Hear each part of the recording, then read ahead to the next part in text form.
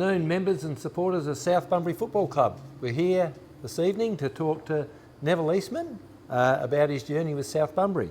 So welcome, Neville. Thank you, Ollie. What would you like to know? Well, first of all, we'll just touch on your third generation citizen of Bunbury. Yep. You joined the club in 1959 and you're currently the third longest serving Life member still alive, after Neville Gibson and Ray Buswell, I think. That's right, yeah, sure. 1978 I was made a Life member. Life member. Anyway, my first introduction into South Bunbury Football Club was in 1959, the May holidays.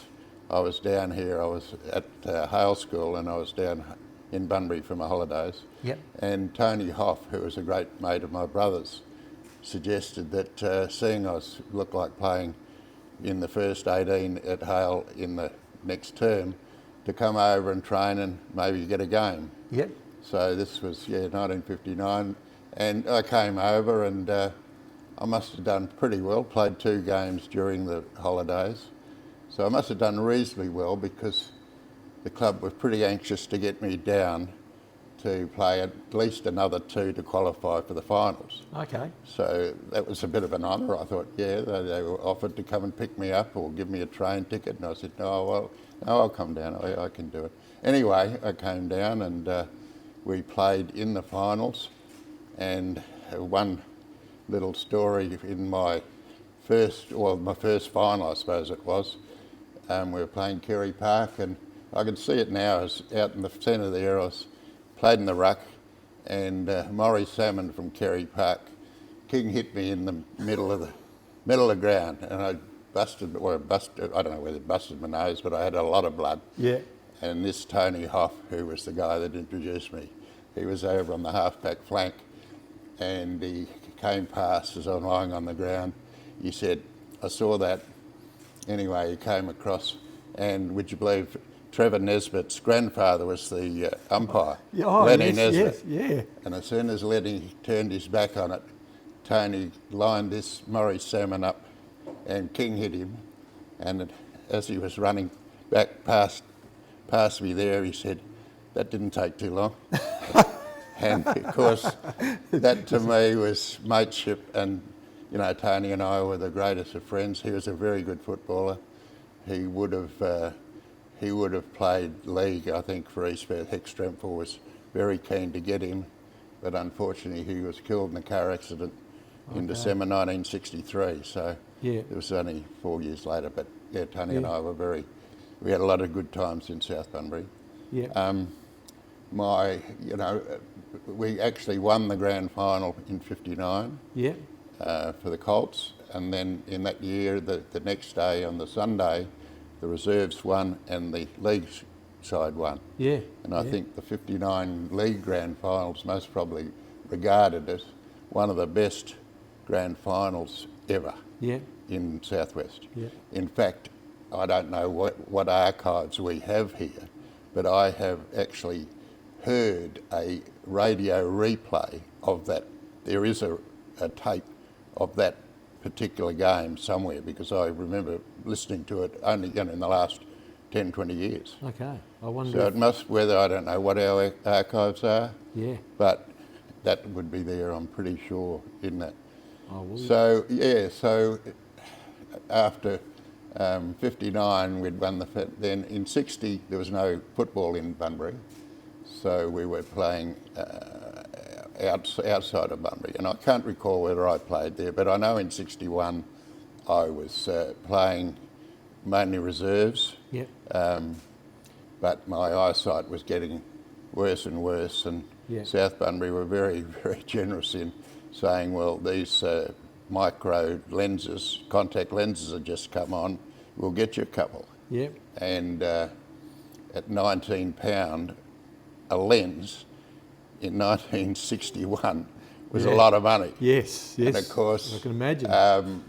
Being pretty lightly framed, I got belted around a bit, and every time I got a knock on the head, it had jolted out, and we'd be on our hands and knees out there trying to find this, and we never found one. No. So after losing 5, I finally thought, well, my football career should be over because they can't afford to keep paying these $38. But I did play 2 league games, and I was a reserve both games. One was in Collie, and I went on just before half time and had a ball with Ron Mummy hitting me on the chest time and time again. I've never had so many kicks in a game. And anyway, so I was really happy with that.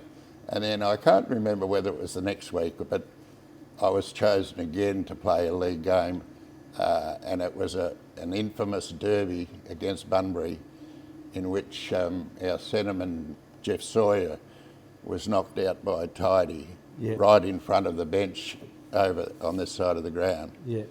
And I've turned to Kenny Prosser, the other reserve, and I said, Kenny, it's not my scene, mate. You get out there. And I spent the whole game sitting on that bench, absolutely shitting myself. So that was my league career. Got paid 10 shillings a winning game. Yeah. And that was, £1 in these figures. Yeah. And while £1 doesn't sound much, £1 would have bought you 20 beers. Yeah. And so when you look at it, it wasn't a bad deal. Yeah. But anyway, that was virtually my football career. But I felt as though I really owed South Bunbury something after them being so good with their contact lenses. So I went to Perth for 4 years and came back at about 1968. Yep. And the position of treasurer came up, and I thought, well, here's a way I could repay it. Yeah. And quite, I really loved to be able to do that. And I was treasurer for 15 years till 84, I think it was. Okay. In those days, you weren't paid. It was all a voluntary thing. Although I do remember after about 3 or 4 years, Sav suggested that for my services I should go into Bolters and suit and choose a suit, which the club paid for. But I forget now, but I might have been, towards the end, I might have got a couple $100. I think there was when Bob Hanna, but all those were voluntary positions. Yeah. And your background with your profession was obviously accountant, so that was well aligned to your treasury. Yeah, and my job really was, well, in 1971 when these premises were first opened, 31st of July 71, my job was to come over every Monday, and I'd come over, see Lance and get the accounts and make sure they're paid. Occasionally I'd do the banking, sometimes his wife would do the banking, but I'd make a point of coming over every Monday and just see things, how they're going.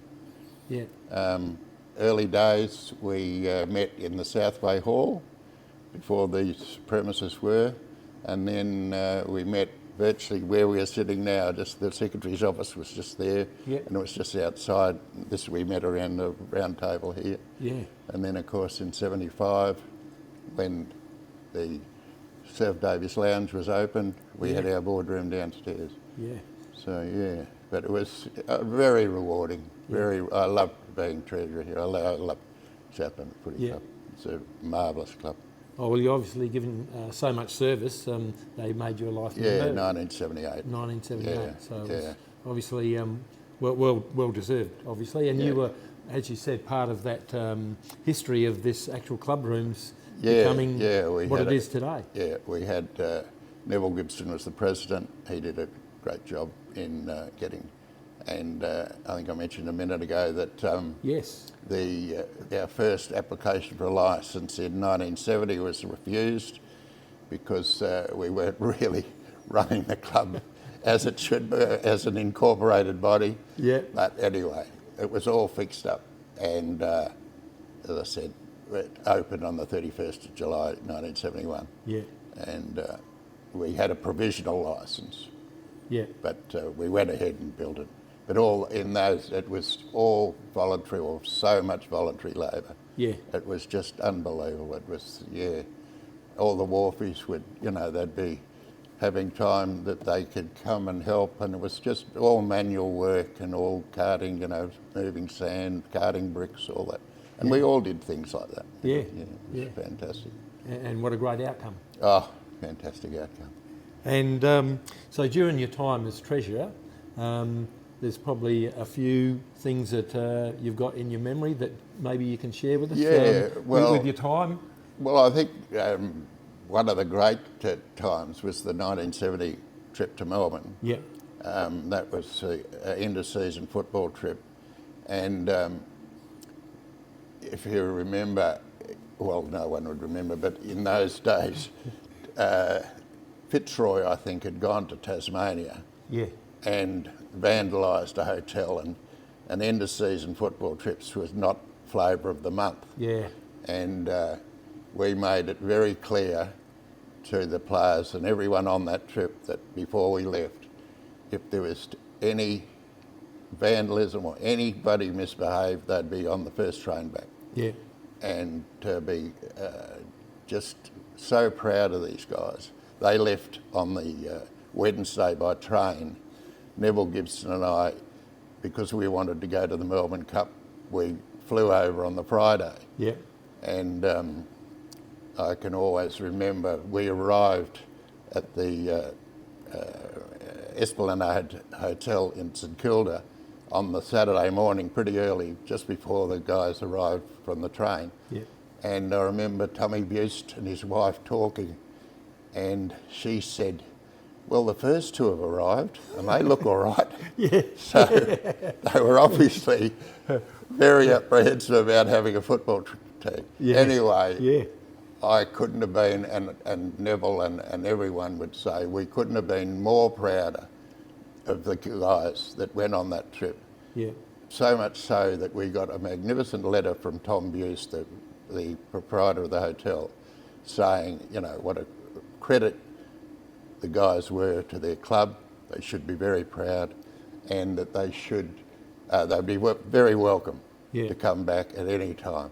Oh, and that should be, I would think, in our archives, because I know that letter was minuted. We brought it up at a meeting, and I don't know whether we've still got minute books back that. Yeah. But if they would, I'm sure that letter would be in the minute book. Yeah. But we had a fantastic time. Carlton had won the flag about 3 or 4 weeks beforehand in that famous grand final where Barassi was coaching and they were 44 points behind at half time, and he said Teddy Hopkins on, and Sid was playing in that. Yes. And of course, Sid was over there in the 1970 and he looked after us. In fact, most nights we would end up at the Princess Park, and there was a huge screen in the middle of the oval that we were showing replays of the grand final. And there'd be thousands of people in the stands every night watching it. Yeah. And we'd be up at the bar mixing with players, Jezelenko and Percy Jones and these guys, with Sid. And he was fantastic. He really looked after us. He took us, Neville and I, down to Werribee for the Werribee Cup, and I think the governor got the winner of that, Watts Brewing, at 33-1. So that was a pretty good day. Yeah. But we went to the race. We went to the Cox Plate meeting, which wasn't as big as it is now. Yeah. But the Cox Plate and the Moonee Valley Cup were on that. That was on the first Saturday when they all arrived. Yeah. Mr. President won the Moonee Valley Cup, and of course Lenny Pass being our president, he was there, and we were all on Mr. President. Oh, cool! And that was fantastic. Yeah. And then we all went to the Victoria Derby meeting the following Saturday. Yeah. And in fact, at that meeting, I had a friend in Perth who had a very big interest in Claire Prince, which was a joint favourite in the Victorian Derby. Yeah. And it ran 5th. Yeah. It was joint. But then they butted up in the Melbourne Cup 3 days later as a 3-year-old. And it ran 3rd. It broke down before the winning post. It broke down and never raced again. but it ran third at 20-1. Yeah. So we got our money back there. Yeah, it sounds like you had a few collects during your trip. Yeah, we did all right. We did all right. But it was so much fun. We did, blokes like Tommy Trigwell and Graham Bassett, Peaky, Hemi, and Benji, and they were all on, and we all got on so well together. It was just, it was a trip that you'll never forget. Yeah, memories. It really was. Yeah. I missed the Sydney one, which was about 4 years later. Yeah. But I'm sure there's somebody that went on that trip that could divulge a few things. Yeah. Like missing the train and the like. Yes, that'll be I've for certainly another. heard that. Yeah. Well, there's a couple of things we'll have to follow up with Colfie as the historian of our club, which is that grand final tape and that letter. And that letter, I'm sure, if the minute books and everything are still, I'd love to see them actually. I'd love to go back and have a look at all those minute books. Yeah.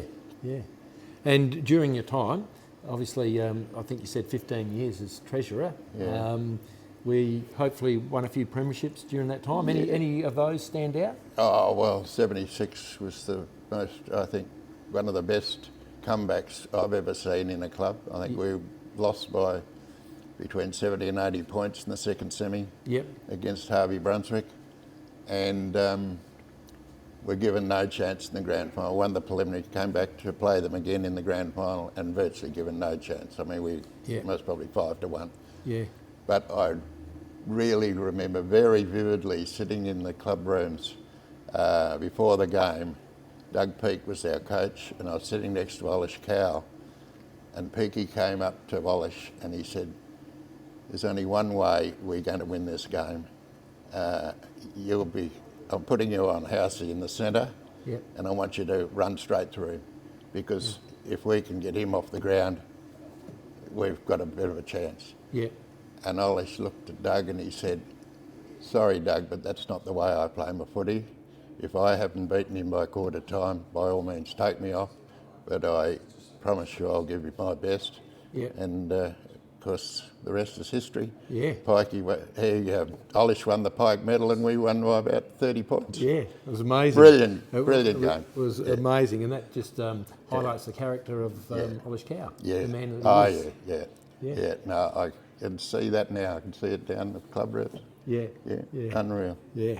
And in your time, is there any one you'd like to touch on? Some of the characters or people in the club? The Warfish were, me being about the only Liberal in the club with all the Warfish. Yeah. And I can see them now on the Mondays when I'd come over. They'd be line 1, 2, 3. Yeah. Lance would be on the other side of the bar, and there's Ted Wilson and Ab Trott and Dooker Cross and Jackie Hosking and Parsi, and they'd be lined across there, and I'd come in the door and here comes the bloody Lib. But they were great people. Great people. I mean, it's just so many good people. Yeah. I think Neville Gibson was my first president, then Parsi, then Doug Peake, Barney McNally, Buzzer, they're all good people and all good South Bunbury people. Oh, absolutely, and heart and soul. Heart and soul. And you can see by that, but there's still those names. If they're not dead, they're here. Yeah, absolutely. And just in some of the lists, you've touched on a few of these guys, the City Armstrong, Bob Hanna, Mike Benj, Len Pass, Phil Crabb. Crabby, Barney no, he was a good president. Yeah. But, okay. My first game really for South Bunbury under 18s, I can remember we're up in the old change rooms up on top of the hill. Yeah. And Dr. Benier brought these two Indigenous kids in, sat them down, and Ronnie Buswell and Ray Buswell were our coaches. Yeah. And introduced Sid Jackson and Terry George. Wow. And Ray said to Sid, "Where do you play, Sid?" And he said, very quietly, very softly spoken, he said, most probably around the centre, in the wing or something. Yeah. And Terry, where do you play? In the ruck.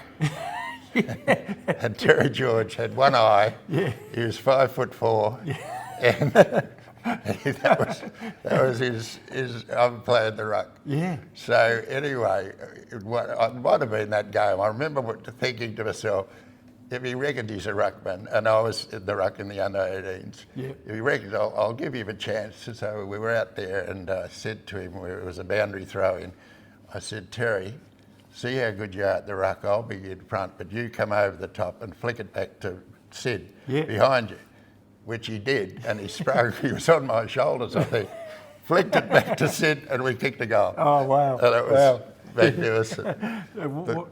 Sorry. Sid, of course, 2 Hayward medals and a Hall of Famer, but I had a great relation with Sid right from that day. We're still friends, and although I haven't seen him recently for quite some time, but he was a lot of fun. And extraordinary person and footballer. Yeah. And Julgie, or Terry George, always thought that he could be a better footballer if he had 2 eyes. That's right. Well, one funny story with Julgie was he was actually picked up and played with Subiaco. Yep. And I was up in Perth watching South Fremantle play Subi at Subiaco Oval on the bank, on the south bank there, and it was raining like hell. Julgie, I was actually wanted to see him anyway. Anyway, it was raining, and I looked behind me, and under an umbrella there's Julgie, half an hour before the game starts. Yeah. And I went up to him and I said, Julgie, aren't you playing? He said, too wet for me, boss. A dry weather footballer then. But he wouldn't have advised. He wouldn't advise the club. No. He would have just done it. And they would have been, where is he? Where is he? Yeah. And Nev, just we talked about your commitment to the club and what you've put in, but you're still involved with the club in some way, with a current role. So could you share what that role is? Well, with Mick Owens as the chairman of the Hall of Fame committee. Yep. I think that started about 2017-18. Yep. When we picked our first 7 Hall of Famers. Yep. And we've been every 2 or 3 years we meet. In fact, we've got a meeting tomorrow. Okay. To pick another couple for this year. Okay. So any early it was insider? No, but it was a great process. It really was a good process. I mean, we were given. We all gave our the names of who we thought, and we did a lot of research. We relied on Colfie a lot to get, but it was a very good process. It really was. We had a dossier on everyone, and they were awarded points for number of games and contributions to the club as a player, afterwards as a committee or a supporter.